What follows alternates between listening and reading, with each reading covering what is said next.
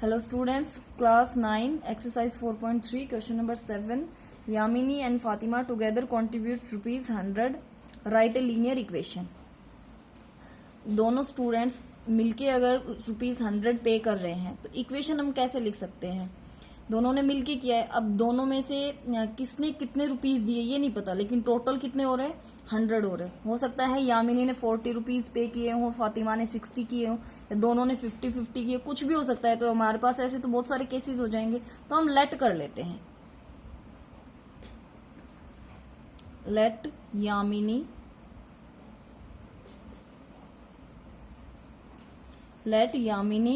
contributes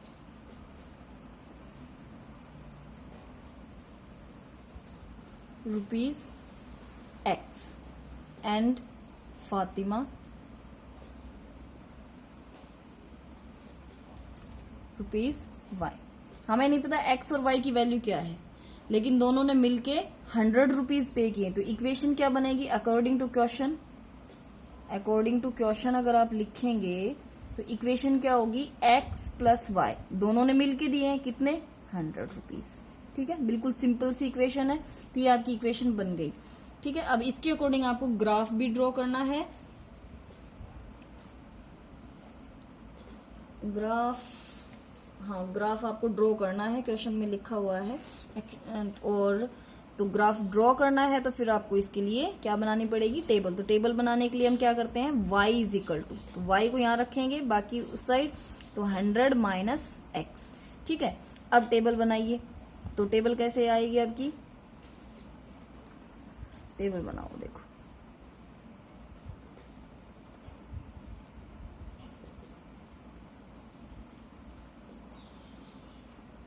x Y, x की आप जो भी वैल्यू पुट करेंगे वो उसके अकॉर्डिंग वाई की वैल्यू आएगी।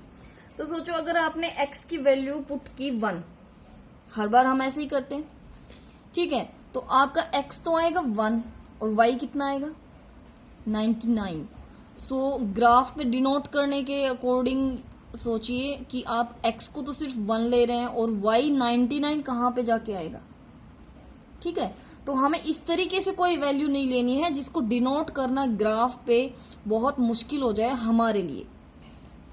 मैं हमेशा आपको बताती हूँ, बार बार ये याद दिलाती हूँ कि हमारा जब ये जो वैल्यूज हैं ये हमारे ऊपर डिपेंड करती हैं, तो हम ऐसी वैल्यूज लेंगे, इस तरीके से टेबल बनाएंगे कि उसको ग्राफ पे डिनोट करना हमारे लिए आसान हो।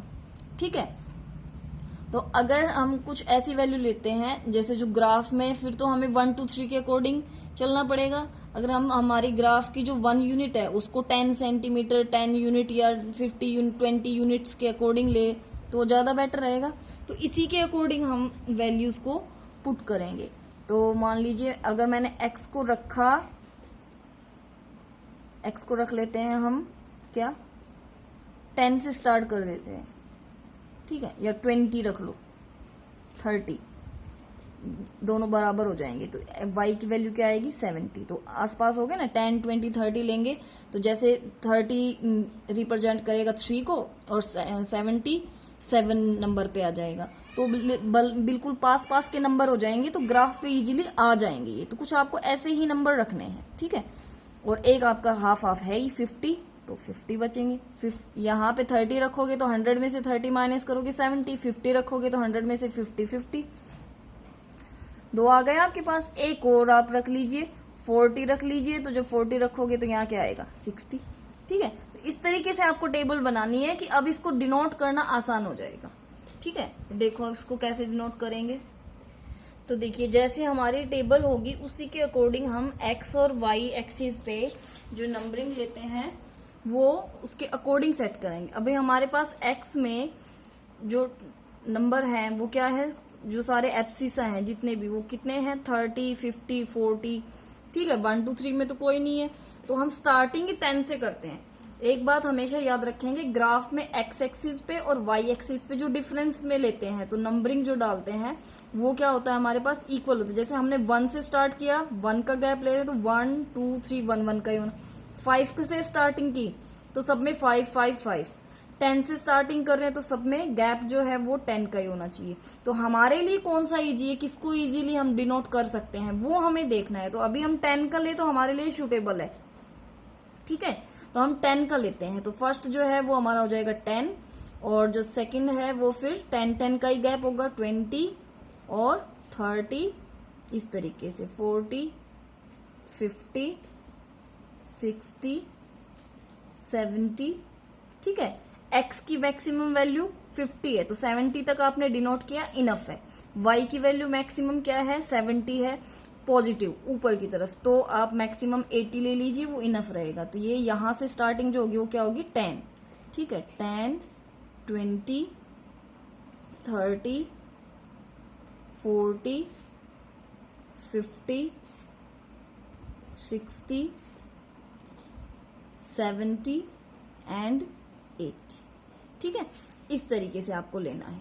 ये नहीं है कि इससे पहले हमने जितने भी क्वेश्चन किए उसमें 1 2 3 1 2 3 ये ले रहे थे, इसका मतलब ये नहीं, फिक्स नहीं है कि आप 1 2 3 से ही लेंगे और यहाँ पे x की वैल्यू कुछ ऐसी रखें कि हमारी जो टेबल है वो इतनी लेंदी हो जाए। जैसे आप x की वैल्यू 5 3 2 इस तरीके से रखेंगे तब तो y की सारी वैल्यूज क्या आएंगी, 97 98 94, तो उसको डिनोट करना बहुत मुश्किल हो जाएगा। तो हम x और y की कुछ ऐसी वैल्यूज लेंगे जिनको डिनोट करना भी आसान हो, इजीली हम उसको ग्राफ उसका ड्रॉ कर सके। तो इस तरीके से हमने लिए। अब हमारे पॉइंट्स हम डिनोट कर सकते हैं। x की वैल्यू जहां पे 30 है वहां y कितना है, 70 है, तो x 30 कहां पे है, ये रहा, और y 70 ऊपर, तो 30 से यहां लेना शुरू करेंगे और 70 तक, तो ये आपका 30 और ये 70 यहां, ठीक है। ये पॉइंट आ गया और इसको लिख देंगे 30 70।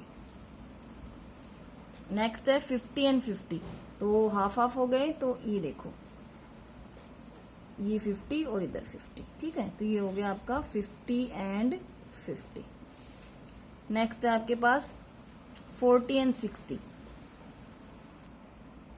40 एंड 60, तो 40 ये और 60 ऊपर, तो कहाँ आएगा आपके पास, यहां मिडल में, ठीक है।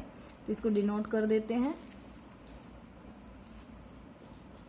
ये पॉइंट है, और इसको डिनोट करेंगे तो ये 40 एंड 60 को रिप्रेजेंट कर रहा है, ठीक है।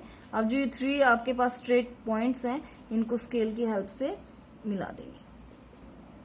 अब ये जो लाइन है ये रिप्रेजेंट कर रही है इस इक्वेशन को, x plus Y is equal to 100। इस तरीके से आपका ग्राफ बनेगा और इस तरीके से आपकी टेबल बनेगी। तो ये है आपका क्वेश्चन नंबर 7।